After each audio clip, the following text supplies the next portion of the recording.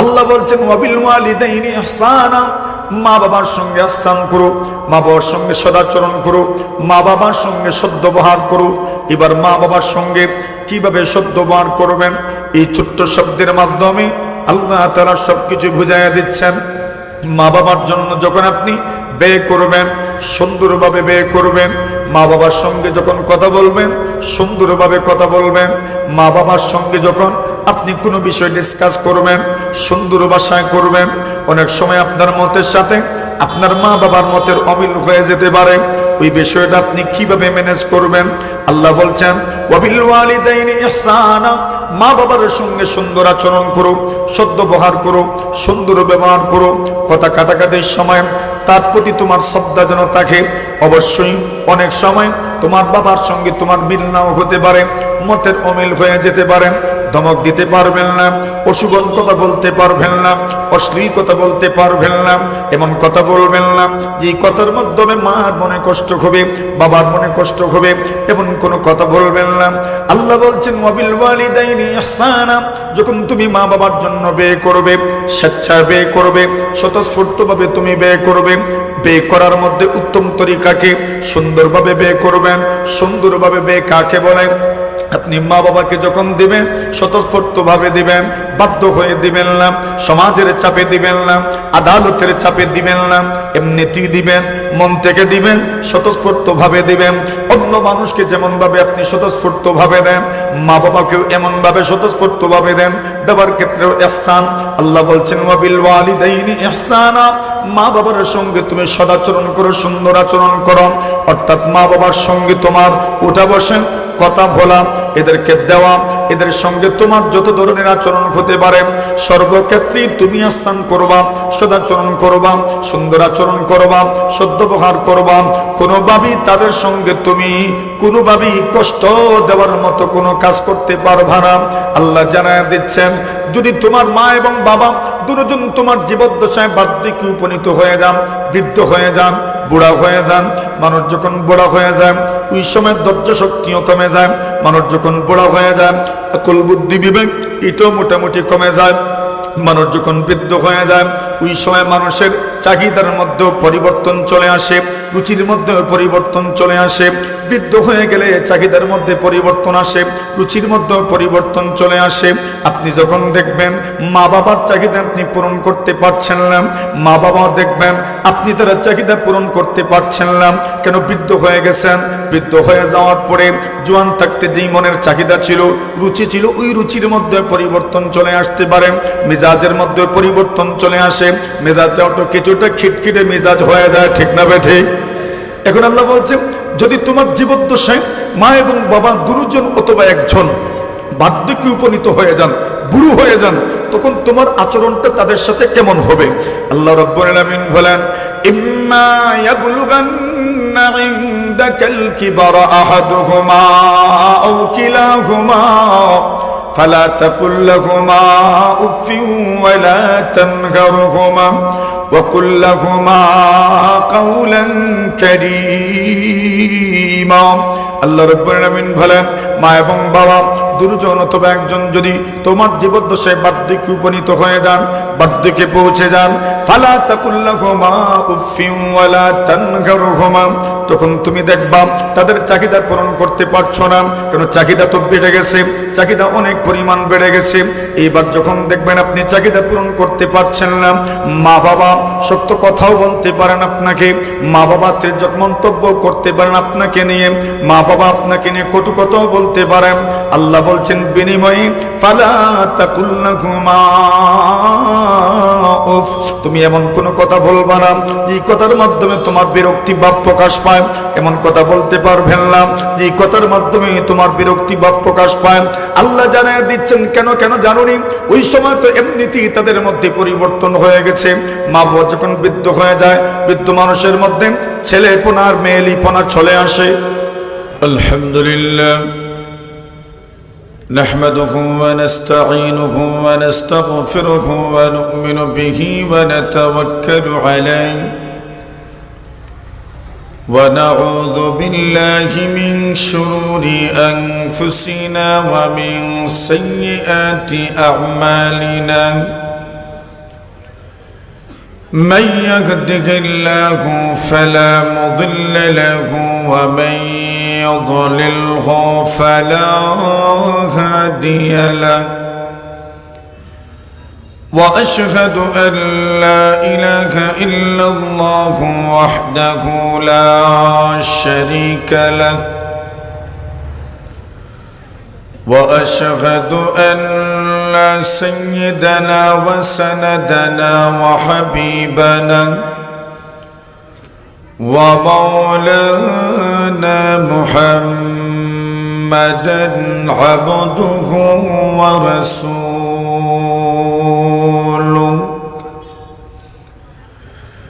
الذي أرسله الله تعالى إلى كافة الناس بشيرا ونذيرا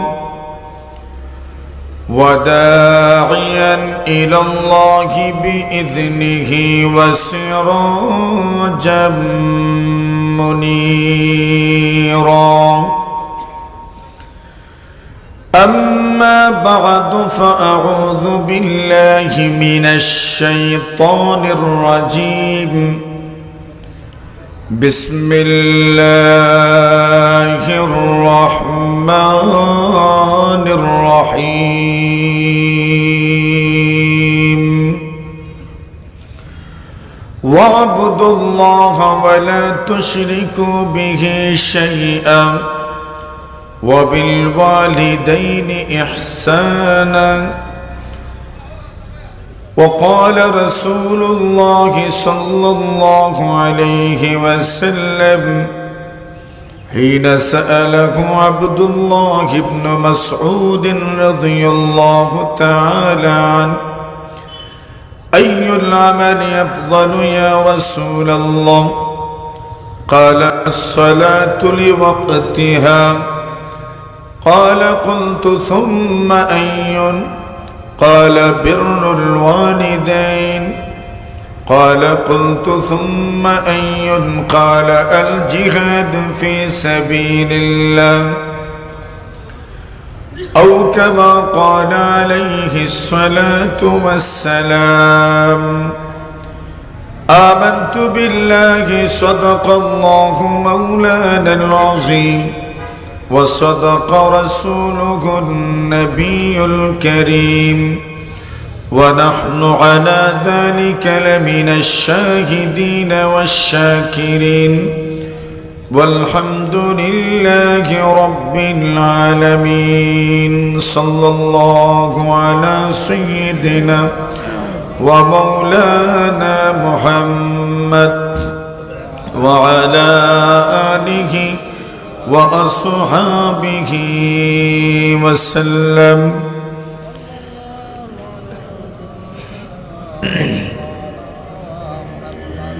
সিরাতুন নবী সাল্লাল্লাহু আলাইহি ওয়াসাল্লাম ইসলামী সম্মেলন ঢাকা দক্ষিণ গোলাপগঞ্জ সিলেটের অধ্যক্ষার 17 জানুয়ারি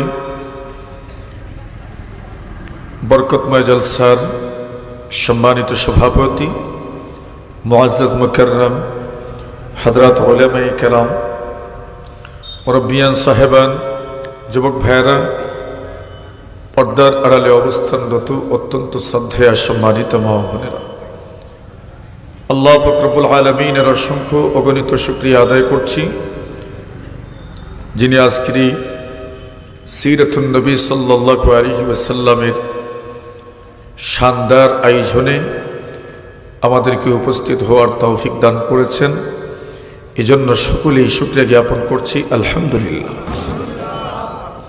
কর্তৃপক্ষ আমার এক বিষয় ধার্য করেছেন মাতা পিতার প্রতি সন্তানের দায়িত্ব ও কর্তব্য বিষয়কে সামনে রেখে কোরআনে মাজিদের এক আয়াতের সামান্য অংশ তিলাওয়াত করেছি।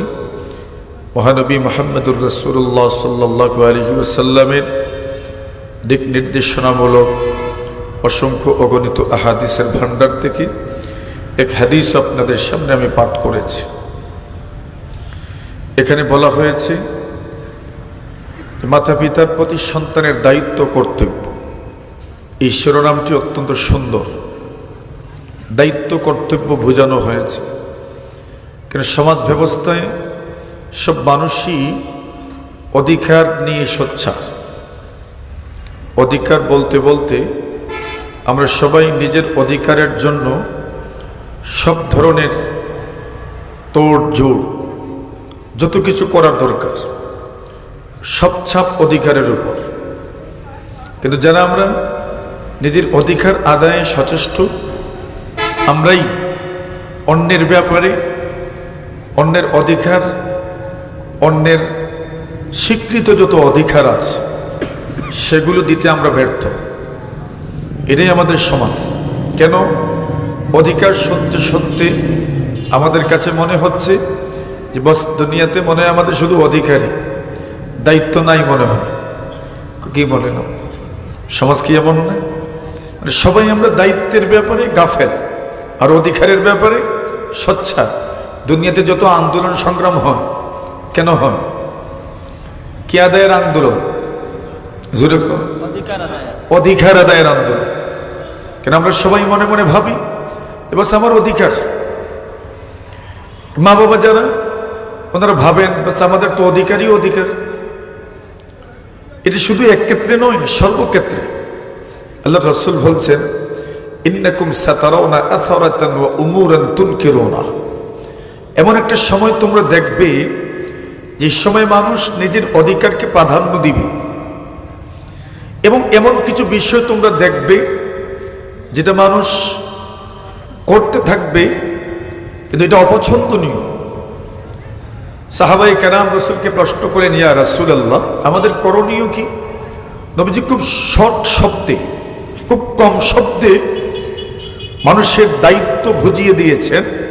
তুওয়াদ্দুনাল হাক্কাল্লাযী আলাইকুম, তোমাদের উপর অর্পিত দায়িত্বের ব্যাপারে তোমরা সচেতন থাকবে। কি বলছেন?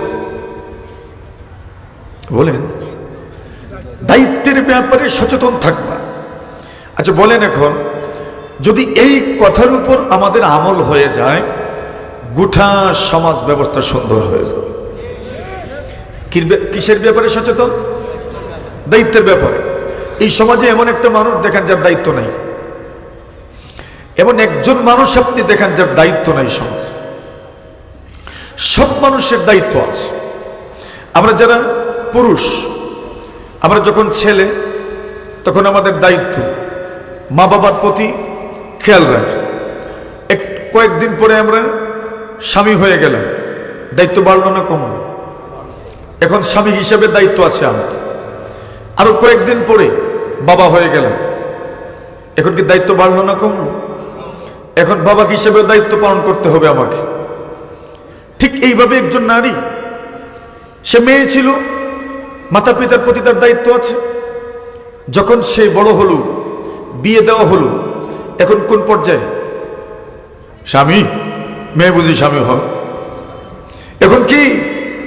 এখন স্ত্রী হইল, স্ত্রী হিসাবে দায়িত্ব আছে না নাই? আছে। আরো কয়েকদিন পরে কি হলো? মা হলো, মা হিসেবে দায়িত্ব আছে না নাই? আছে। এখন বলেন, যদি মানুষ, রাসূল বলছেন তুওয়াদ্দুনাল হাক্কাল্লাযী আলাইকুম, তোমাদের উপর অর্পিত দায়িত্ব তোমরা যথাযথভাবে পালন করবে, বাকি রয়ে গেল আমার অধিকার। রাসূল বলছেন ওয়াতাসআলুনাল্লাহাল্লাযী লাকুম, তোমরা যদি তোমাদের অধিকার থেকে বঞ্চিত হও তবে সেটা তোমাদেরকে কোনো ধরনের পেরেশানি করতে হবে না, আল্লাহর কাছে চেয়ে নাও। আল্লাহ তোমার অধিকার তোমার ধারণার চাইতে, প্রত্যাশার চাইতে বেশি তোমার দোরগোড়ায় পৌঁছায় দেবে। আল্লাহর ওয়াদা, আল্লাহর কমিটমেন্ট। আল্লাহ তাআলা তোমার অধিকারকে তোমার দোরগোড়ায় পৌঁছায় দেবে। এই পৃথিবীর কত মানুষ তার স্বীকৃত অধিকার থেকে বঞ্চিত হয়েছিল, আল্লাহ তাআলা সময়ের পরিক্রমায় এর চাইতে বেশি তাকে দান করেছে। এটাই তো আমরা পেয়েছি।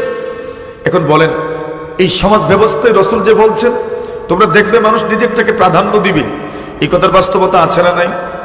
এই সমাজে যার কাছে আপনি জিজ্ঞাসা করবেন দেখবেন সে অখুশি মানুষ। আপনি বাবাদেরকে জিজ্ঞাসা করেন কেমন আছেন, সন্তান কেমন ব্যবহার করে, একবারে কোনো চিন্তা ভাবনা ছাড়াই উত্তর পাবেন খুব ভালো না। সন্তানদেরকে জিজ্ঞাসা করেন মা বাবা কেমন আচরণ করেন, জবাবে কি? খুব ভালো না। স্বামীকে জিজ্ঞাসা করেন স্ত্রী কেমন চলছে, জবাব একটাই, ভালো না। স্ত্রীকে জিজ্ঞাসা করেন স্বামী কেমন, একটাই জবাব, সুখে নাই। মালিক পক্ষকে জিজ্ঞাসা করেন শ্রমিকরা কেমন সার্ভিস দিচ্ছে, জবাব একদম নাই, ভালো না। শ্রমিককে জিজ্ঞাসা করেন মালিক কেমন ব্যবহার করছে, সব অখুশি। সরকার পক্ষকে জিজ্ঞাসা করেন জনগণ কেমন, অখুশি। জনগণকে জিজ্ঞাসা করেন সরকার কেমন, সব অখুশি। দুনিয়াতে যত পক্ষ আছে যেখানে দুই পক্ষের ব্যাপার স্যাপার, এখানে প্রত্যেক পক্ষই অসন্তুষ্ট অন্যের উপর। কোন ব্যাপারে? আপনি প্রতিবেশীকে জিজ্ঞাসা করেন, প্রতিবেশী তো শুধু একজন না, দুইজনের বাড়ি পাশাপাশি, তো কি একজন প্রতিবেশী না দুজন? একজনকে জিজ্ঞাসা করেন কেমন আছেন, প্রতিবেশী কেমন, বলবে একবারে খারাপ, চরম পর্যায়ের খারাপ। ওই তার জিজ্ঞাসা করেন, সে বলবে এর ব্যবহার আরো খারাপ। কেউ খুশি না, অসন্তুষ্ট। এটা কিসের? অধিকারের ব্যাপারে। এখন যদি স্বামী দায়িত্ব সচেতন হন, স্ত্রী তার অধিকার থেকে বঞ্চিত হবে না। স্ত্রী যদি দায়িত্ব সচেতন হয়, স্বামী তার অধিকার থেকে বঞ্চিত হবে না। মা বাবা যদি দায়িত্ব সচেতন হন, সন্তান তার স্বীকৃত অধিকার থেকে বঞ্চিত হবে না। যদি সন্তান তার দায়িত্বের প্রতি সচেতন হয়, মা বাবা তাদের স্বীকৃত অধিকার থেকে বঞ্চিত হবেন না। ঠিক এমনি ভাবে সমাজের সচেতন যারা আছেন, এরা যদি তাদের দায়িত্ব সচেতন হন, চেয়ারম্যান, মেম্বার, এমপি, মন্ত্রী, সরকার, যে কেউ তার দায়িত্বের ব্যাপারে সচেতন হলে সমাজের জনগণ তাদের অধিকার থেকে বঞ্চিত হবে না। নবী খুব সহজ শব্দে এই বিষয়টাই উপস্থাপন করেছেন। সমাজ যদি সুন্দর করতে চাও, ঘর যদি সুন্দর করতে চাও, সামাজিকতা যদি সুন্দর করতে চাও, ব্যক্তি জীবন যদি সুন্দর করতে চাও, পরিপাটি আর মার্জিত করতে চাও, তবে প্রত্যেকটি মানুষকে সচেতন হতে হবে তার দায়িত্ব, কর্তব্য এবং তার যত ধরনের যোগ্যতা আছে, এই যোগ্যতা অনুপাতেই তো দায়িত্ব অর্পিত হয়। প্রত্যেকটি মানুষ যদি তার দায়িত্বের প্রতি সচেতন হয়, সমাজের কেউ যখন তার অধিকার থেকে বঞ্চিত হবে না, আদালত চত্বরে আর মামলাও যাবে না। যত মামলা কেন যান? অধিকার পাচ্ছেন, এইটার মামলাই তো। তা আপনি যখন দায়িত্ব সচেতন হয়ে যাবেন, তো আপনার এই দায়িত্ব সচেতনতার কারণে কেউ অধিকার থেকে বঞ্চিত হবে, সবাই তো তার অধিকার পেয়ে যাবে। তো কি আর মামলা লাগে? তো তার মামলা লাগে না। তাহলে রাসূল বলছেন তুআদ্দুনাল হাক্কাল্লাযী আলাইকুম ওয়া তাসআলুনাল্লাহাল্লাযী লাকুম। এটা মৌলিক কথা, আমার আলোচ্য বিষয়ের সাথে সংশ্লিষ্ট। এই মৌলিক কথাটা কানে রাখেন, মাথায় রাখেন। প্রত্যেকটা মানুষকে তার দায়িত্বের প্রতি সচেতন হতে হবে। সন্তানের দায়িত্ব ও কর্তব্য মা বাবার প্রতি কেমন, এটা দায়িত্ব শব্দ দিয়েই বোঝানো হচ্ছে, কর্তব্য শব্দ দিয়েই বোঝানো হচ্ছে। এটা শুধু মা বাবার অধিকার নয়, সন্তানের দায়িত্ব এবং কর্তব্য। যদি তুমি তোমার দায়িত্ব এবং কর্তব্যের ব্যাপারে সচেতন হও, মা বাবা তাদের অধিকার থেকে বঞ্চিত হবেন না। এখন আসুন, একজন সন্তানের দায়িত্ব এবং কর্তব্যটা কি, এখন এই ব্যাপারে যদি আপনি আলোচনা করেন, কত আলোচনা করবেন, আলোচনার সমাপ্তি হবে না। আমি একটা শব্দ নিয়েই একটু আলোচনা করি। কোরআনে মাজিদের মধ্যে আল্লাহ তাআলা মাতা পিতার প্রতি সন্তানের দায়িত্ব এবং কর্তব্যের ব্যাপারে খুব কমন দুইটা শব্দ ব্যবহার করেছে। একটা শব্দ হচ্ছে হুসনুন, আরেকটা শব্দ হচ্ছে ইহসান। দুটো পরে একই রকমের। ইহসান শব্দের সাথে আমাদের পরিচিতি আছে। ইহসান চিনি না আমরা? ইহসান মানে কি? আমরা বলি লোকটা আমার উপর ইহসান করছে, মানে কি করছে? দয়া করছে, মায়া করছে, সদাচরণ করেছে, সদ্ব্যবহার করেছে, এটাই তার অর্থ। লোকটা আমার প্রতি ইহসান করেছে। ইহসান আল্লাহ রাসূল বলছেন, ইহসান আল্লাহ তাআলা সর্বক্ষেত্রে ফরজ করে দিয়েছেন। ইন্নাল্লাহা কাতাবাল ইহসানা ফি কুল্লি শাই। সর্ব বিষয়ে আল্লাহ তাআলা ইহসানকে ফরজ করেছেন। এমনকি আপনি যখন একটা গরু জবাই করবেন, একটা জীবজন্তুকে জবাই করবেন, সেই জবাইয়ের ক্ষেত্রেও ইহসানের কথা আছে। ইহসানের অর্থ হচ্ছে আপনি জবাই করার সময় জন্তুটাকে কষ্ট দিতে পারবেন না। কষ্ট না দিতে যত কিছু করা লাগে সব কিছু করার নাম হচ্ছে ইহসান। আপনি যখন জবাই করবেন, ছুরিটা যদি ধারালো হন, তবে খুব সহজেই আপনার মাথাটা কেটে যাবে, রগ কেটে যাবে, কষ্ট কম হবে। আর যদি ছুরি ভূতা হয় তো কষ্ট। আমাদের দেশে মানুষ মাঝে মাঝে কয় ভূতা দাদি জবাই করতো, রাগ করে কয় নেই, কি কয় ভূতাটা তোমার গলায় লাগাইবো, মানে কি? বুঝিতে চাই তোমার গলা তো কাটবো, তাও আরামে না, কষ্ট দিয়ে কাটবো, মানে বুঝাইতে চাই কষ্ট, মানে ভূতাদা আর ভূত ছুরি মানে কষ্ট হবে। তো বলছেন আপনি ছুরি ধারালু ছুরি দিয়ে জবাই করবেন এবং যেইভাবে কাটলে পরে তার কষ্ট কম হয় এইভাবে কাটবেন। এই ক্ষেত্রেও ইহসান আছে। আল্লাহ তাআলা কোরআনে মাজিদের মধ্যে বারবার জায়গায় জায়গায় বলছেন, ওয়াকাযা রাব্বুকা আল্লা তা'বুদু ইল্লা ইয়্যাহু ওয়া বিল ওয়ালিদাইনি ইহসানা। আল্লাহ বলছেন মা বাবার সঙ্গে সদাচরণ করো, সুন্দর আচরণ করো, ইহসান করো। ইহসান কি বলছেন? ইহসান। আল্লাহ অন্য জায়গায় বলছেন ওয়াসাইনাল ইনসানা বিওয়ালিদাইহি হুসনা। আল্লাহ বলছেন মা বাবার প্রতি আল্লাহ তাআলা ইহসানের আদেশ করেছেন। ইহসান কি? উলামায়ে কেরাম বলেন আল ইহসানু কালিমাতুন জামিআ তাশতামিলু আলা আ'লা দারাজাতিল আমালিস সালিহ। ইহসান কাকে বলে? যত নেক আমল আছে সবগুলো নেক আমল সুন্দর তরিকায়, সুন্দর পন্থায়, সুন্দরভাবে আঞ্জাম দেওয়ার নাম হচ্ছে ইহসান। সুন্দরভাবে আমল করা এর নাম হচ্ছে ইহসান। আল্লাহ বলছেন ওয়াবিল ওয়ালিদাইনি ইহসানা। মা বাবার সঙ্গে ইহসান করো, মা বাবার সঙ্গে সদাচরণ করো, মা বাবার সঙ্গে সদ্ব্যবহার করো। এবার মা বাবার সঙ্গে কিভাবে সদ্ব্যবহার করবেন এই ছোট্ট শব্দের মাধ্যমে আল্লাহ তাআলা সবকিছু বুঝাইয়া দিচ্ছেন। মা বাবার জন্য যখন আপনি ব্যয় করবেন সুন্দরভাবে ব্যয় করবেন। মা বাবার সঙ্গে যখন কথা বলবেন সুন্দরভাবে কথা বলবেন। মা বাবার সঙ্গে যখন আপনি কোনো বিষয় ডিসকাস করবেন সুন্দর ভাষায় করবেন। অনেক সময় আপনার মতের সাথে আপনার মা বাবার মতের অমিল হয়ে যেতে পারে, ওই বিষয়টা আপনি কিভাবে ম্যানেজ করবেন? আল্লাহ বলছেন ওয়াবিল ওয়ালিদাইনি ইহসানা। মা বাবার সঙ্গে সুন্দর আচরণ করো, সদ্ব্যবহার করো, সুন্দর ব্যবহার করো। কথা কাটাকাটির সময় তার প্রতি তোমার শ্রদ্ধা যেন থাকে। অবশ্যই অনেক সময় তোমার বাবার সঙ্গে তোমার মিল নাও হতে পারে, মতের অমিল হয়ে যেতে পারে। ধমক দিতে পারবেন না, অশুভন কথা বলতে পারবেন না, অশ্লীল কথা বলতে পারবেন না, এমন কথা বলবেন না যে কথার মাধ্যমে মার মনে কষ্ট হবে, বাবার মনে কষ্ট হবে, এমন কোনো কথা বলবেন না। আল্লাহ বলছেন ওয়াবিল ওয়ালিদাইনি ইহসানা। যখন তুমি মা বাবার জন্য ব্যয় করবে, স্বেচ্ছায় ব্যয় করবে, স্বতঃস্ফূর্তভাবে তুমি ব্যয় করবে। ব্যয় করার মধ্যে উত্তম তরিকাকে সুন্দরভাবে ব্যয় করবেন। সুন্দরভাবে ব্যয় কাকে বলে? আপনি মা বাবাকে যখন দিবেন স্বতঃস্ফূর্তভাবে দিবেন, বাধ্য হয়ে দিবেন না, সমাজের চাপে দিবেন না, আদালতের চাপে দিবেন না, এমনিতেই দিবেন, মন থেকে দিবেন, স্বতঃস্ফূর্তভাবে দিবেন। অন্য মানুষকে যেমন ভাবে আপনি স্বতঃস্ফূর্তভাবে দেন মা বাবাকেও এমন ভাবে স্বতঃস্ফূর্তভাবে দেন। দেওয়ার ক্ষেত্রেও ইহসান। আল্লাহ বলছেন ওয়াবিল ওয়ালিদাইনি ইহসানা। মা বাবার সঙ্গে তুমি সদাচরণ করো, সুন্দর আচরণ করো। অর্থাৎ মা বাবার সঙ্গে তোমার উঠা বসে, কথা বলা, এদেরকে দেওয়া, এদের সঙ্গে তোমার যত ধরনের আচরণ হতে পারে সর্বক্ষেত্রেই তুমি ইহসান করবা, সদাচরণ করবা, সুন্দর আচরণ করবা, সদ্ব্যবহার করবা।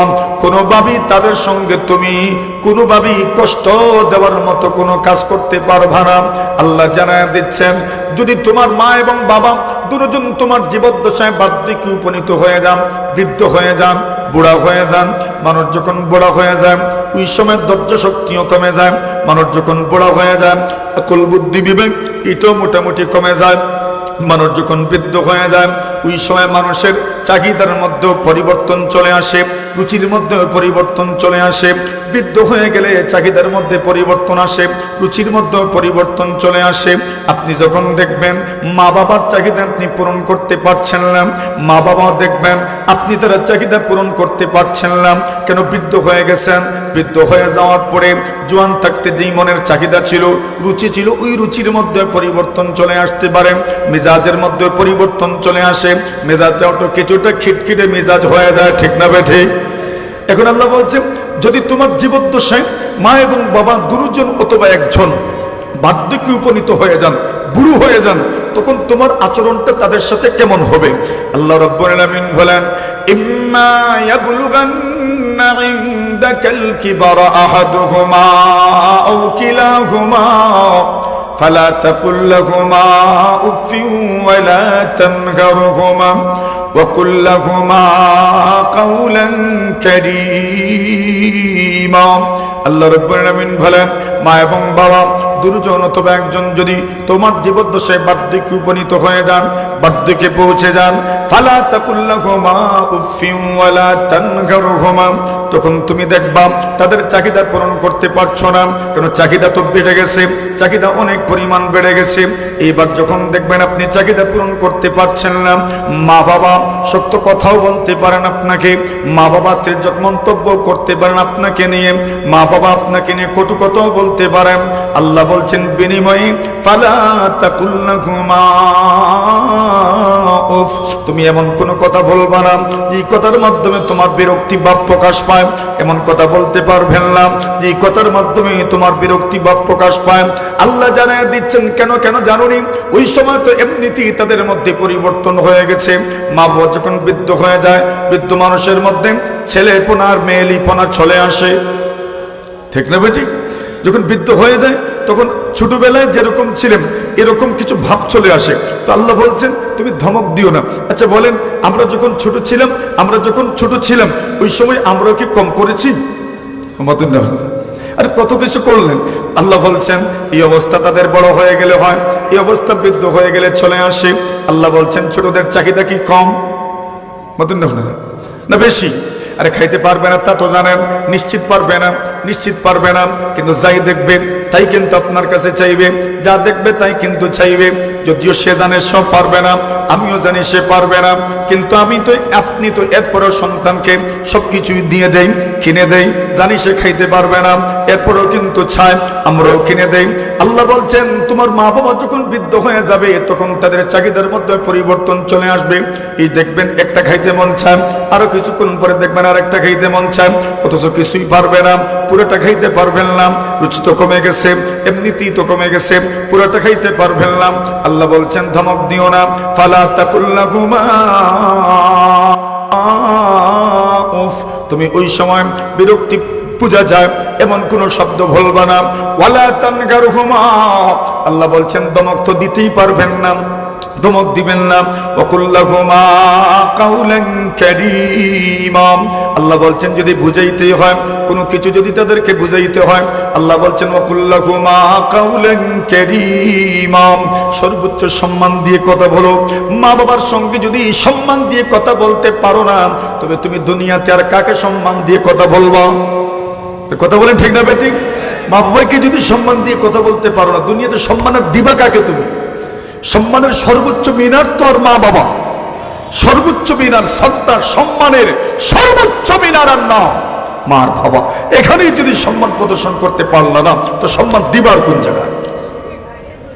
আল্লাহ বলছেন ফালা তাকুল্লাহুমা উফিন ওয়ালা তানহারহুমা ওয়া কুল্লাহুমা কাউলান কারীমা।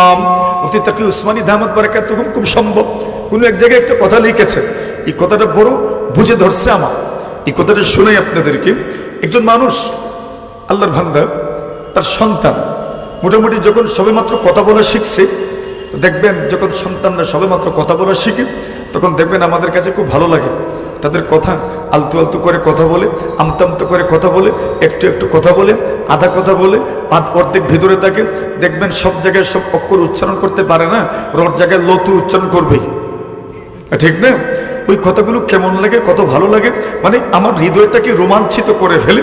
পুরোটা হৃদয়ের মধ্যে আপনার আনন্দ, এমন ভাবে আমরা আনন্দিত হই, মনে হয় যেন এখানে ছেলে জন্ম সার্থক হয়েছে, ঠিক না ঠিক? আর এমনই তো জীবনটা তো এমন, জীবন চক্রটা তো এমনই। যখন কেউ সন্তানের বাবা হয়, এই অনুভূতি কাউকে ভাষায় প্রকাশ করার মতো না, সহজ কথায় তখন মনে হয় ছেলে জন্ম কি হয়েছে, সার্থক হয়েছে, বাবা হতে পেরেছি। যখন কোনো মেয়ে মা হয় তখন কি মনে হয়, মেয়ে জন্ম কি হয়েছে, সার্থক হয়েছে যে আমি মা হতে পেরেছি। ওই সময় যখন একটু একটু করে কথা বলে তখন মনের মধ্যে কি একটা আনন্দের ঝড় উঠে যাচ্ছে, আমার সন্তান কথা বলছে, তখন যা বলে তাই ভালো লাগে, যতবার বলে ততই ভালো লাগে। যদি একবার বলে বন্ধ করে দেয়, আমরা নিজের ইচ্ছাতেই তাকে বারবার বলানোর চেষ্টা করি, ঠিক না? এভাবেই তো এখন মুফতি তাকি উসমানী সাহেব দামাত বারাকাতুহুম লিখেছেন, শাইখুল ইসলাম লিখেছেন, কোনো এক জায়গায় এক ছোট্ট একটা মানুষ, তার মুরব্বী মানুষ, তার সন্তান একদিন ঘরের আঙ্গিনায় একটা কাক এসে বসেছে, কাউয়া এসেছে। তো কাক তো কালো, ওই কাকটাকে যখন ছেলে দেখেছে, ছেলে বাবাকে জিজ্ঞাসা করছে, বাবা ওই জিনিসটার নাম কি? বাবা বলছেন, প্রথমে সহজেই বলছেন, স্বাভাবিকভাবেই বলছেন, এটার নাম হচ্ছে কাক, এটার নাম হচ্ছে কাউয়া। আচ্ছা, একবার বলছেন, দ্বিতীয়বার সন্তান আবার বলছে কি নাম? তো বাবা আবার বলছেন এটার নাম কাক। তৃতীয়বার আবার জিজ্ঞাসা করছে এটার নাম কি? বাবা বলছেন এটার নাম কাক। ও আস্তে আস্তে আওয়াজ পরিবর্তন হচ্ছে। এরপরে 4 নম্বর বার আবার জিজ্ঞাসা করেছেন, সন্তান বলছে বাবা এটার নাম কি? বাবা বলছেন আরে বললাম না এটার নাম কাক। 5 নম্বর বার আবার জিজ্ঞাসা করেছে, বাবা এটার নাম কি? বাবা বলছেন আরে কতবার বলবো তোরে, এটার নাম কাউয়া, এটার নাম কাক। এভাবে বলতে বলতে 25 বার বলছে। কতবার? 25 বার। এখন দেখেন বাবারা কিন্তু এই সাউন্ড টোন পরিবর্তন করেন। সন্তান যখন আমতামতো করে কথা বলে তখন যতবারই বলবেন খুব সাদাসিধে ভাবে, সাবলীল ভাবে, অত্যন্ত মহব্বতের সাথেই কিন্তু বলবেন। ঠিক ওই বাবা এরকম বলছে, বাবা এটার নাম কাক, এটার নাম কাক, এটার নাম কাক, 25 বার বলছে। বাবা বৃদ্ধ হওয়ার পরে এমনভাবে একটা কাক আঙ্গিনার মধ্যে এসেছে। বাবা বৃদ্ধ বয়সে তার ছেলেকে ডাকলেন আর বললেন, ও বাবা এটার নাম কি? ছেলে বলছে এটার নাম কাক। দ্বিতীয়বার জিজ্ঞেস এটার নাম কি? বলছে কাক। তৃতীয়বার জিজ্ঞেস এটার নাম কি? বলে আরে বললাম না এটার নাম কাউয়া, কাক। এইভাবে 3 বার 4 বার বলার পরে আওয়াজ পরিবর্তন হয়ে গেছে। রাগত স্বরে বলছে এটার নাম কাক বললাম না? বাবা বললেন এক কাজ করো, আমার ঘরে একটা ডায়েরি আছে, ওই ডায়েরিটা নিয়ে আসো। সন্তান গেল আর ডায়েরিটা নিয়ে আসলো। আসার পরে বললেন এই পৃষ্ঠা উল্টাও। উল্টাইতে উল্টাইতে ওই ঘটনাটা এখানে লেখা আছে, এই পৃষ্ঠাটা বের করলেন, বলে এটা পড়ো। তো লেখা আছে আজকে এত তারিখ আমার ছেলে তমতমতো করে কথা বলে আঙ্গিনায় বের হয়েছিল, একটা কাক এসেছিল। আমার ছেলে জিজ্ঞাসা করেছে বাবা এটার নাম কি? আমি 1 বার 2 বার 3 বার 4 বার 5 বার পুরো 25 বার বলেছি এটার নাম কাক। আমি রাগ করি নাই। আজকে তুমি সন্তানকে আমি মাত্র 3 বার জিজ্ঞাসা করেছি, তুমি রাগ করে ফেলেছ। এটাই একটা সন্তান আর বাবা আর মায়ের মধ্যে মহব্বত আর ভালোবাসার পার্থক্য। আল্লাহ বলছেন ফালা তাকুল্লাকুমা উফিম ওয়ালা তানগারুকুমা, বিরক্ত স্বরে কিছু বলবা না। ওয়ালা তানগারুকুমা, ধমক দিবা না। তো মা বাবা সাথে আমার দায়িত্ব কি? মা বাবার প্রতি আমার দায়িত্ব কর্তব্য কি? এই দায়িত্ব কর্তব্য যদি ব্যাখ্যা করেন অনেক হবে। সহজ কথায় আমরা 2-3টা ব্যাখ্যা এখানে করছি। 1 নম্বর শব্দ তো বুঝলাম, ইহসান শব্দ আল্লাহ ব্যবহার করেছেন। ইহসানের ভিতরে যা ঢুকে সবটাই মা বাবার সাথে করতে হবে। কথা বলার ক্ষেত্রে সুন্দরভাবে বলতে হবে, আচরণের ক্ষেত্রে সুন্দর আচরণ করতে হবে। তবুও মুহাদ্দিসিনে কেরাম, মুফাসসিরিনে কেরাম ইহসানের ব্যাখ্যা দিয়েছেন। একটা ব্যাখ্যা হলো মা বাবার খেদমত করতে হবে। কি করতে হবে? এখন মা বাবার খেদমতের প্রয়োজন কোন সময় বেশি? মা বাবা জোয়ান থাকলে না বৃদ্ধ হয়ে গেলে? এমন সন্তানও তো পাওয়া যাবে যেই সন্তানেরা মা বাবার খেদমতের জন্য প্রবাস জীবনকে গুড বাই বলেছেন।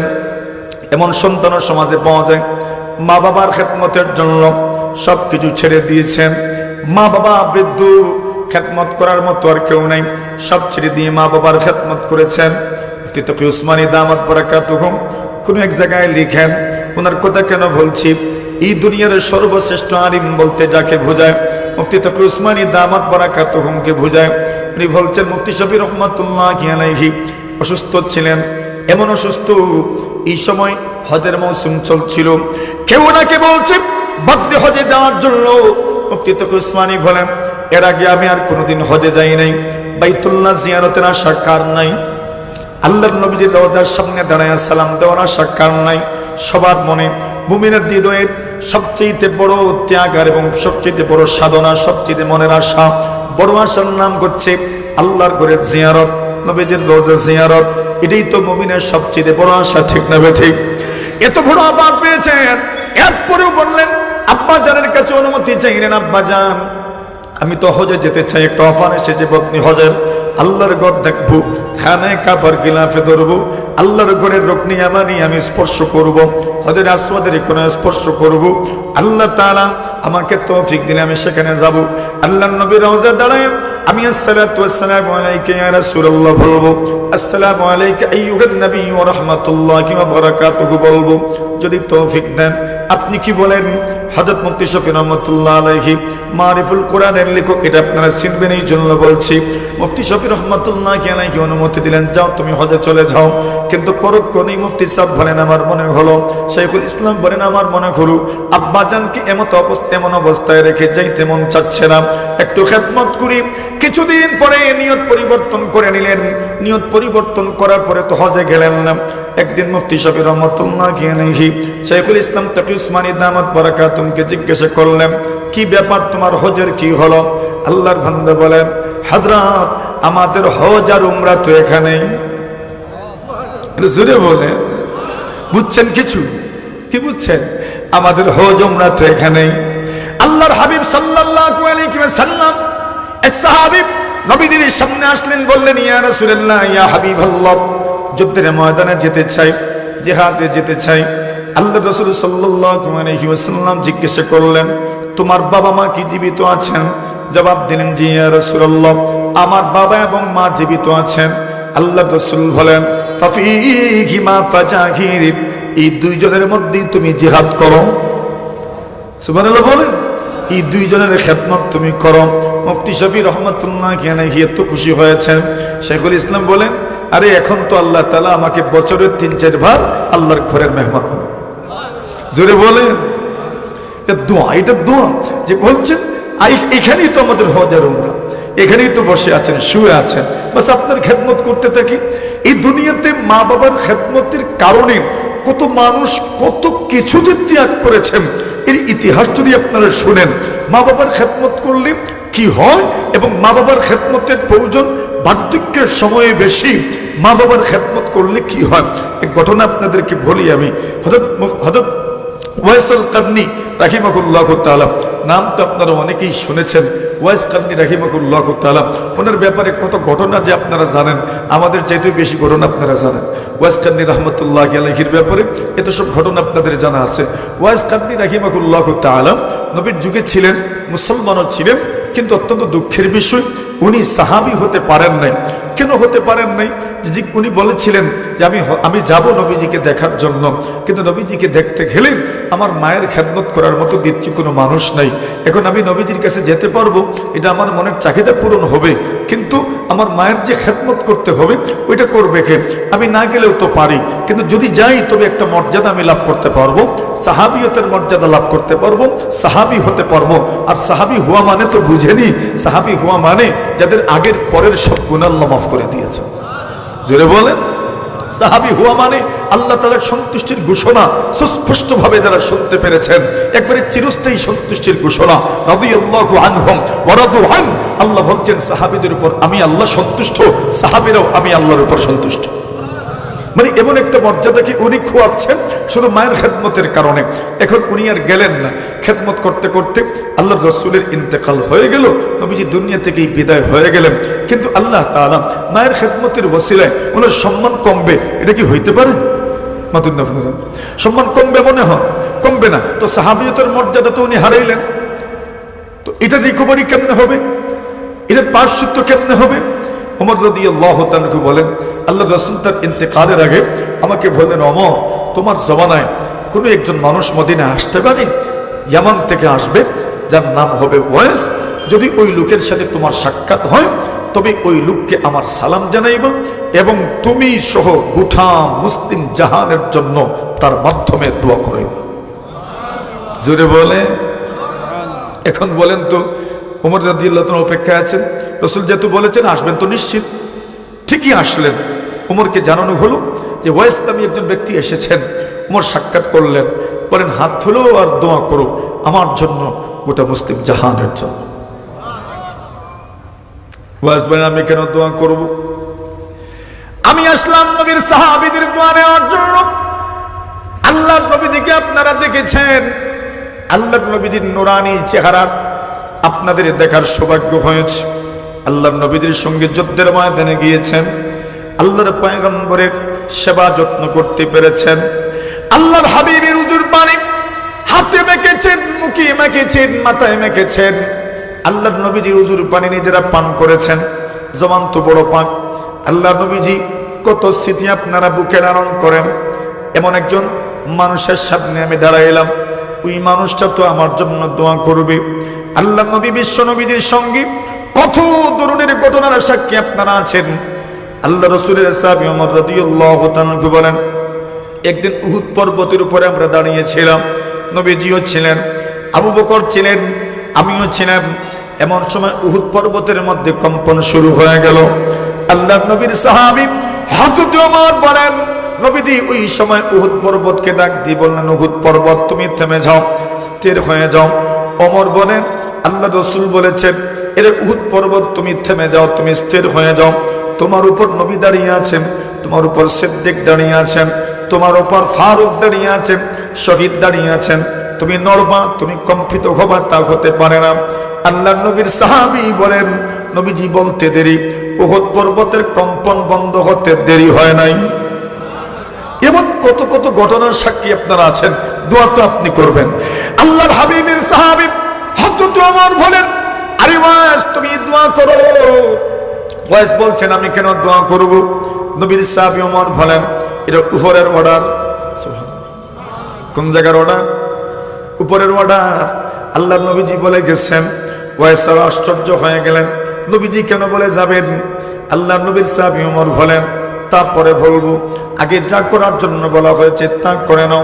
আল্লাহ নবীর সাহাবী ওমরের পরামর্শ মতো, অনুরোধ মতো উনি দোয়া করলেন। ওমরের জন্য, গোটা মুসলিম জাহানের জন্য দোয়া করলেন। এবার ওমর বললেন, কেন বলেছি দোয়ার জন্য?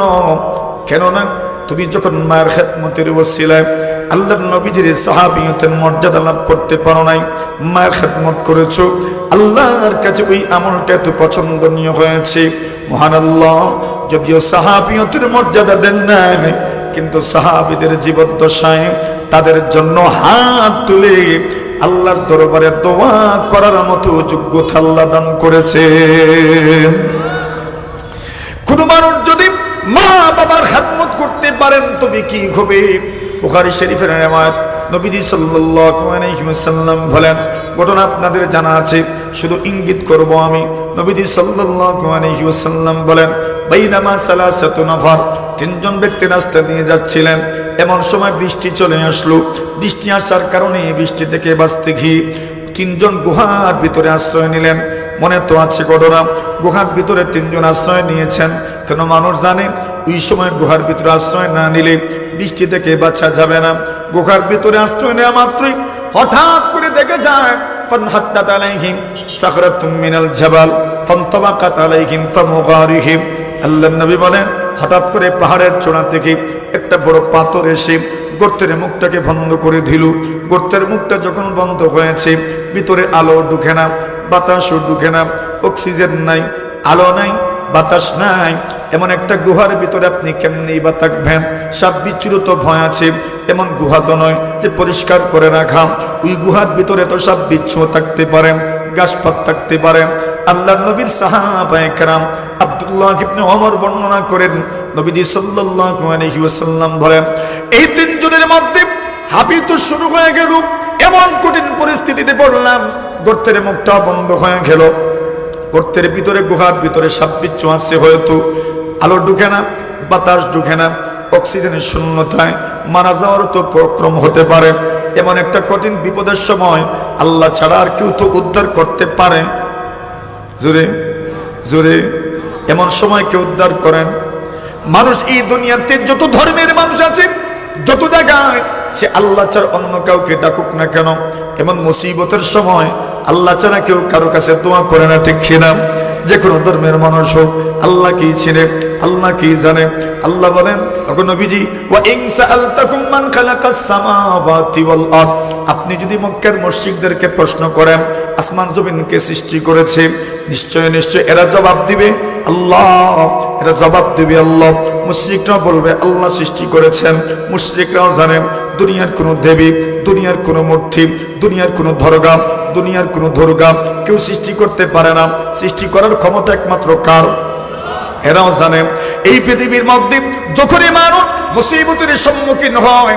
আল্লাহ বলছেন যখন তোমরা সমুদ্রের মধ্যে চলাফেরা করো, যখন তোমরা বড় বড় সাগরের মধ্যে চলাফেরা করো, বাতাসে যখন তোমরা নৌকা দিয়ে চলাফেরা করো, জাহাজ দিয়ে চলাফেরা করো, সবসময় যে মক্কার ভাইলে, সবসময় যে নৌকার ভাইলে বাতাস থাকবে তা কি হয় না উল্টো যায়?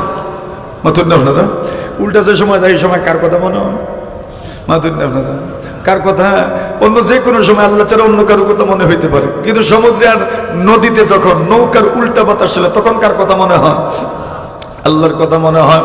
আল্লাহ পরবর্তীকারে আলম বলেন, যেই সময় মানুষজন জাহাজের মধ্যে থাকে, যেই সময় মানুষজন নৌকার মধ্যে থাকে আর বাতাস যখন উল্টা চলতে থাকে, আল্লাহর বান্দা বলেন, মা কুল্লু মা ইয়াতামান্নাল মারউ ইউদরিকুহু তাজরির রিয়াহু বিমা লা তাশতাকি সুহুনু। মানুষ যা চায় তা তো সম্ভব হয়ে ওঠে না, সব সময় তা পায় না। বাতাস তো সব সময় নৌকার ভাইলে চলে না, উল্টাও তো চলে যায়। আল্লাহ বলছেন যখন তোমরা জাহাজে থাকো, যখন তোমরা নৌকার মধ্যে থাকো, বাতাস যখন উল্টা চলতে থাকে, দাআবুল্লাহ মুখলিসিন লাহুদ্দিন, তখন তোমরা দুনিয়ার আর কাউকে ডাকো না, দুনিয়ার কারো কাছে সাহায্য চাও না, সবার মন থেকেই তখন কিন্তু বের হয় আল্লাহ। কি বের হয়? জোরে। শুধু নৌকা না, সামান্য কঠিন বিপদে পড়লেই কার কথা স্মরণ হয়? আল্লাহর কথা। মুখলিসিন লাহুদ্দিন, তাও একবারে ফেটের ভিতর থেকে আসে। আল্লাহর নাম কোন জায়গা থেকে আসে? আর ফকেট টকেট গরম থাকলে আল্লাহ একবারে নিরামিষা গলার উপর থেকে আসে। আর যদি কঠিন বিপদ হয়, প্যাকেট ট্যাকেট একদম নরম ঠান্ডা, ওই সময় একবারে আল্লাহ কোন জায়গা থেকে আসে? নতুন না, ফেরের ভিতর থেকে আসে। ওইটাই ইখলাস। ওটার নাম কি? দাআবুল্লাহ। ইখলাস কার নাম? কেমনে বুঝাবো আমি ইখলাস? শাব্দিক ভাবে আমি ইখলাস বুঝাইতে পারবো না আপনাদের, কই বুঝাইলাম উদাহরণ দিয়ে। একবারে ফেটের ভিতর থেকে আল্লাহ টাকা আসা, এটার নাম কি? ইখলাস। একবারে মন থেকে নিরলস ভাবে, একাগ্র চিত্তে, একনিষ্ঠ ভাবে আল্লাহকে মানুষ ডাকে। দাআবুল্লাহ মুখলিসিন লাহুদ্দিন। এই তিনজনের বিপদ কি ছোট না বড়? কি কেমন বড়? অক্সিজেন নাই, আলো নাই, বাতাস নাই, কিছুই নেই, এমন একটা বিপদের মধ্যে পড়ছেন। এরা চিন্তা করলেন একমাত্র কারে ডাকা যাবে এখন? জোরে। এখন আল্লাহকে যে ডাকবেন, নিরামিষা তো আর হবে না, নাকি কোনো আমলের উসিলা নেওয়া লাগবো? আমলের উসিলা নিবেন, আমলের উসিলা নিবেন, মানুষ কিছুর উসিলা নিবেন। দোয়ার সময় সবচেয়ে বড় উসিলা হচ্ছে আমলের ওসিলা। কোনটা সবচেয়ে বড় উসিলা? জোরে জোরে।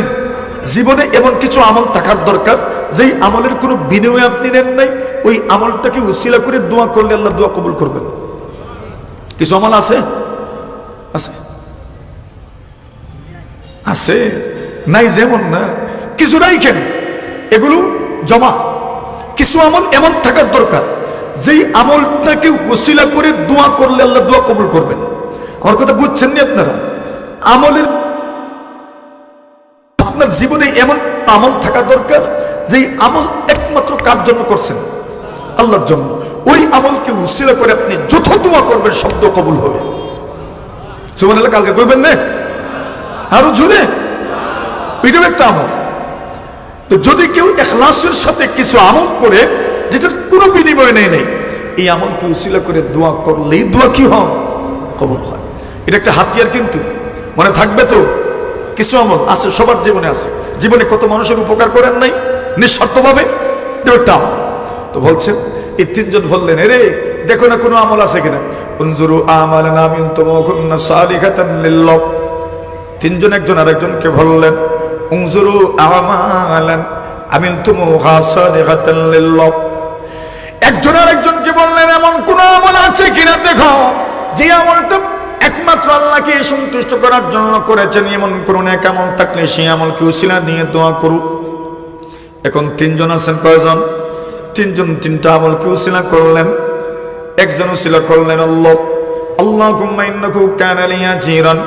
রব্বুল আলামিন, আমার একজন মজদুর ছিল, শ্রমিক ছিল, কয়েক সের চাউলের বিনিময়ে, কয়েক সের গমের বিনিময়ে, একটা পরিমাণ মনে করেন 1 মণ গমের বিনিময়ে, 1 মণ ধানের বিনিময়ে আমার ঘরে এসে চাকরি করেছে।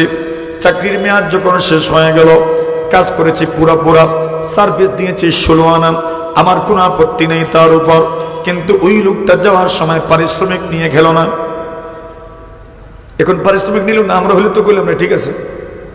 আপনারা খুশি হইবেন, শুনেন, খুশি যে হইবেন শুনেন। একটা কথা মধ্যখানে বলি, আল্লাহ রাসূল বলেন, ইয়াকুলুল্লাহু সুবহানাহু ওয়া তাআলা, আল্লাহ নিজে বলছেন, সালাসাতুন আনা খাসাবুহুম ইয়াউমাল কিয়ামাহ। আল্লাহ নবী বলেন, তিন ধরনের মানুষের পক্ষে কিয়ামতের দিন আমি আল্লাহ লড়াই করব। কয়জন? কয়জনের পক্ষে? কে লড়াই করবেন? রায়ও দিবেন কে? লড়াইও করবেন কে? রায় কোন দিকে যাইব? বুঝলেন না? আল্লাহ যার পক্ষে লড়াই করবেন, রায় তো তার পক্ষে।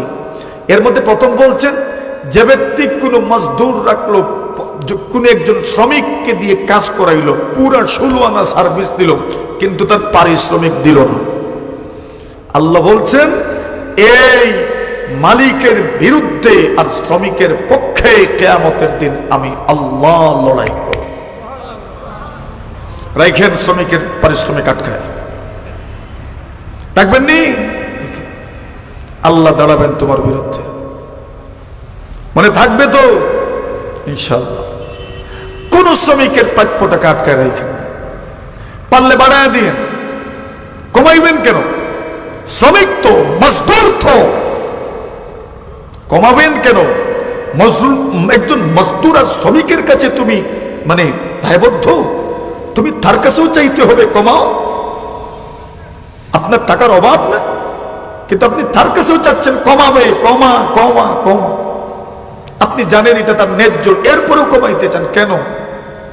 একটু বাড়াই দেন না, ক্ষতি হবে আপনার। বাড়াই দেন না একটু, 100 টাকা বাড়াই দেন, দেখেন তার মনটা কেমন খুশি হয়। পুরো হিসাব করেন, হিসাব করার পরে কাটসাটের পরে বলেন, ঠিক আছে তোমার এটা পাও না, আর এটা আমার পক্ষ থেকে তোমার চা বানার ব্যবস্থা। দেখবেন তার মুখের যে হাসি, ওই হাসিটা আপনি কিনতে পাবেন না। কিন্তু আমরা কি করছি? আমরা বিলকুলের উল্টো। কষ্ট হইতেছে আপনারা? আল্লাহ রাসূল বলছেন, সালাসাতুন আনা খাসাবুহুম ইয়াউমাল কিয়ামাহ, 3 ধরনের মানুষের বিরুদ্ধে আমি লড়াই করব, এদের পক্ষে লড়াই করব আর এদের বিরুদ্ধে লড়াই করব। এর মধ্যে প্রথম হচ্ছে রাজুলুন ইস্তাজারা আজিরান, এমন একজন মজদুর যে মানুষটাকে, শ্রমিককে আপনি কাজে রাখবেন, আপনি পুরো সার্ভিস তার কাছ থেকে নিলেন, কিন্তু তার পারিশ্রমিক আপনি আদায় করলেন না। ইয়াদ রাখেন, কিয়ামতের দিন কে দাঁড়াবেন আপনার বিরুদ্ধে? আল্লাহ দাঁড়াবেন। এখন আল্লাহর বান্দা বলে, সে তো পারিশ্রমিকটা রেখে গেল, সে তো তার গেল, বিপদে কে? বিপদে তো আমি, বিপদে আমি, বিপদে এটা কে পাহারা দিব এখন? আল্লাহর বান্দা বলেন, এই মালিক তো ভালো মালিক ছিলেন, চিন্তা করলেন শ্রমিকের পারিশ্রমিক বড় কম, যদি আসে না, কোন দিন আসবে জানেন তো না, 1 বছর পরে, 2 বছর পরে, 3 বছর পরে, 5 বছর পরে। এখনকার 100 টাকার দাম 10 বছর পরে সমান থাকবে না কমবে? কমে যাবে, কমে যাবে, কমে যাবে, কমে যাবে, কমে যাবে। আরে বাড়বে কেমনে? কমবে না, কেমনে বাড়বে? 100 টাকা এখন, 100 টাকায় যা পাওয়া যাবে, আগামী 10 বছর পরে 100 টাকায় তা পাওয়া যাবে। তো দাম কমলো না বাড়লো? দাম কমলো, 100 দাম কমছে, মানে এটার ভ্যালু কমছে। এই কারেন্সি, এই মুদ্রার ভ্যালু কমে গেছে। এটি তো ইকোনমি, এটাই ফাইন্যান্স, এটার ভ্যালু কমলো এখন। এখন বলেন, ওই সময়ের 4 আনায় চকলেট মিলতো, খাইছেন আপনারা, হলুদ কালারের, এখন মিলে? ওখানে এটার দাম 1 টাকা, এটা নাই তো, থাকলে 1 টাকা হইতো, মানে 4 আনা এখন নাই। এখন দেখেন, ওই সময় কেউ 4 আনা দিয়ে, যদি আজ থেকে 20 বছর আগে 4 আনা পারিশ্রমিক দিয়ে কেউ কাজ করলো, এটা এই সময় কাজে লাগবে? কোন কাজে লাগবে? কোন কাজে লাগবে না। এখন আল্লাহর বান্দা চিন্তা করলো, এই লোকটা এতটুকু পারিশ্রমিক নিয়ে কাজ করলো, তাও রেখে গেল আমার কাছে, এটাকে কি করা যায়?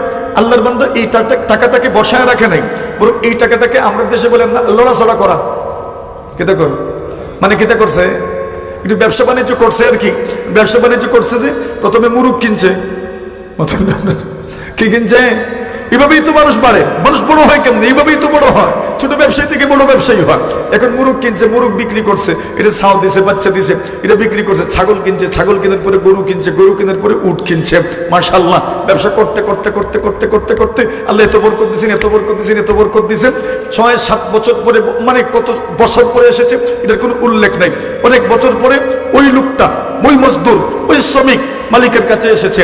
আসার পরে বলছে, ইয়া আব্দুল্লাহ, আরে আল্লাহর গোলাম, ইত্তাকিল্লাহ, আল্লাহকে ভয় করো, তুমি আল্লাহকে ভয় করো, আর আমার পারিশ্রমিকটা তুমি ফেরত দাও। আল্লাহর বান্দা বলে, আচ্ছা তুমি পারিশ্রমিক নিতে এসেছো, ওই সময় যে রেখে গেছো, বিপদে ফেলে গেছো আমারে। আল্লাহর বান্দা বলে আল্লাহকে ভয় করো আর পারিশ্রমিকটা দিয়ে দাও। লোকটা বলে তোমার পারিশ্রমিক কি জানো?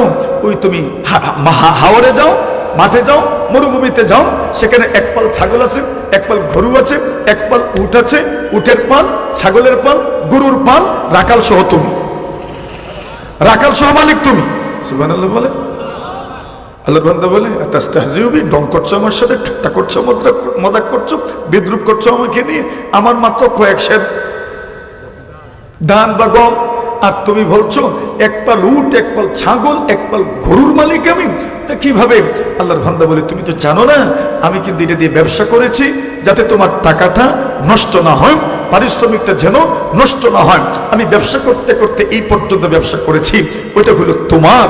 আল্লাহর বান্দা বলে আল্লাহ ওই আমলটা যে আমি করলাম কোনো নামের জন্য নয়, দামের জন্য নয়, সুনামের জন্য নয়, আমি দুনিয়ার কাউকে খুশি করার জন্য করিনি, একমাত্র আপনাকে খুশি করার জন্য করেছি।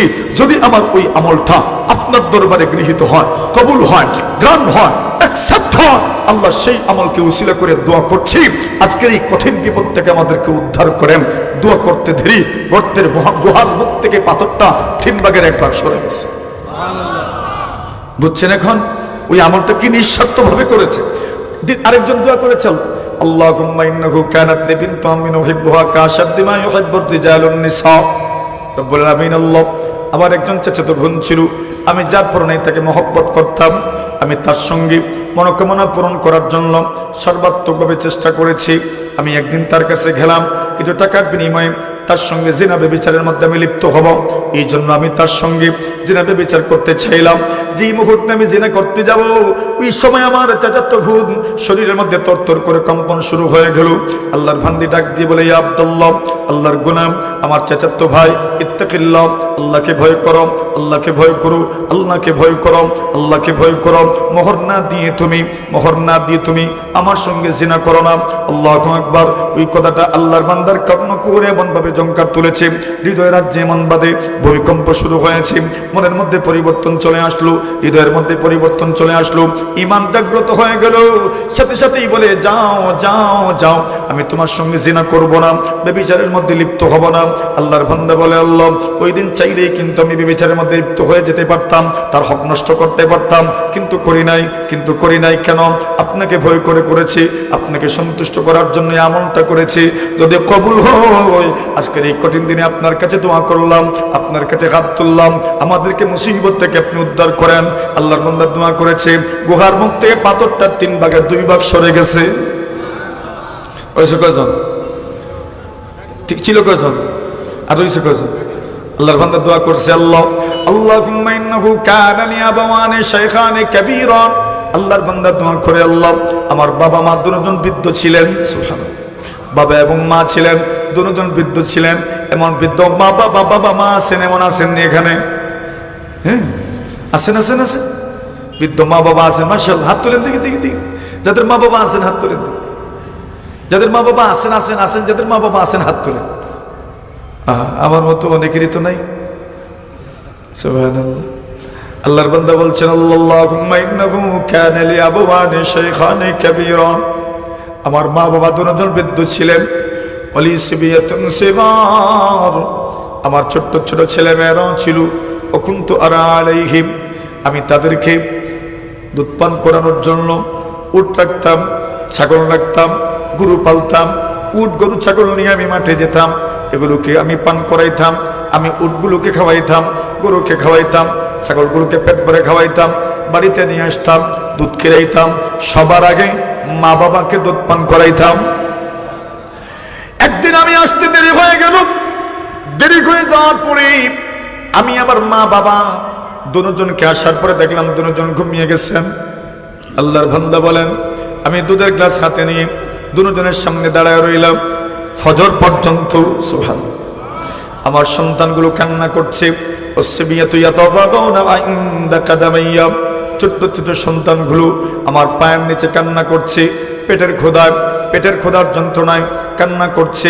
খাবার দেন, দুধ দেন, মাসআলা ছিল এদেরকে দুধ দিয়ে দিবেন, খাবার দিয়ে দিবেন, কিন্তু আবেগের বশত আল্লাহকে সন্তুষ্ট করার জন্য বুঝেছেন মা বাবাকে প্রথমেই পান করাবো, এরপরে অন্য কাউকে দিব। আল্লাহর বান্দা বলছেন, আল্লাহ ওই আমলটা আমি করেছি একমাত্র আল্লাহকে খুশি করার জন্য। আল্লাহুম্মা ইন্নাকা তা'লামু আন্নী ফাআলতু যালিকা ইবতিগা মারদাতিক। আল্লাহর বান্দা বলেন, আল্লাহ আপনি তো জানেন ওই আমলটা আমি করেছি একমাত্র আপনাকে সন্তুষ্ট করার জন্য। ফাফরুজ আন্না ফুরজাতান নারা মিন গাসসামাম। আল্লাহর বান্দা বলেন, আল্লাহ মেহেরবানি করেন, মেহেরবানি করেন আর মা বাবার খেদমতকে উসিলা করেন আজকের এই কঠিন বিপদ থেকে আপনি আমাদেরকে উদ্ধার করেন। আল্লাহর বান্দা দোয়া করেছেন, সাথে সাথে গুহার মুখ থেকে পাথরটা সরে গেছে। গুহার মুখ থেকে পাথরটা সরে গেছে কেন? কার ওসিলায়? মা বাবার খেদমতের ওসিলায়। এখন যদি কেউ মা বাবার খেদমত করে এই পরিমাণ সওয়াব আল্লাহ তাআলা তার জন্য কি সওয়াব তো পরকালে আছে। রাসূলকে জিজ্ঞাসা করা হলো, ইয়া কোন আমল সর্বোত্তম?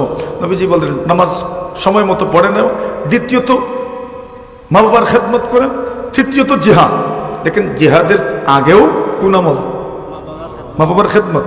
উলামায়ে কেরাম বলেন যে সালাত এবং জিহাদের মধ্যখানে মা বাবার খেদমত। বিষয়টাকে আপনি কিভাবে দেখবেন? এত গুরুত্বপূর্ণ, এত বড় আমল। আল্লাহ তাআলা মা বাবার খেদমতের কথা না বললে নসিহতই পূর্ণ হয় না। লুকমান তার সন্তানকে ওয়াজ করেছেন, এখানে দেখবেন মা বাবার খেদমতের কথা নাই। সূরা লুকমান পড়লে দেখবেন, ওয়াইদ ক্বালা লুকমানু লিবনিহি ওয়া হুয়া ইয়াযুহু ইয়া বুনাইয়া লা তুশরিক বিল্লাহ। ছেলে আমার, আল্লাহর সঙ্গে শিরিক করো না। এরপরে বলছেন, ইয়া বুনাইয়া আকিমিস সালাহ ওয়া'মুর বিল মারুফ ওয়া নাহি আনিল মুনকার। এভাবে বলছেন, কিন্তু মা বাবার খেদমতের কথা এখানে নাই। আল্লাহ নিজে ঢুকাইছেন। সুবহানাল্লাহ। কে ঢুকাইছেন? আল্লাহ ঢুকাইছেন। লুকমান তার সন্তানকে মা বাবার খেদমতের কথা বলেন নাই। কান্দবী আলাইহির রহমা বলেন, আল্লাহ এখানে মা বাবার খেদমতকে ঢুকাইছেন কেন? আল্লাহর সাথে শিরিক করো না। আল্লাহর হকের আলোচনার পরে মা বাবার খেদমতের আলোচনা না করলে নসিহত উপদেশ পূর্ণতা পায় না। আল্লাহ নিজে বাড়াইছেন এখানে এই কথাটা। মেরে মুহতারাম হাজরিন, এই জন্য মা বাবার খেদমত করবো ইনশাআল্লাহ। এতে জীবিত আছেন। কথা আজকের মতো এখানেই শেষ। ও আখিরু দাওয়ানা আলহামদুলিল্লাহি রাব্বিল আলামিন।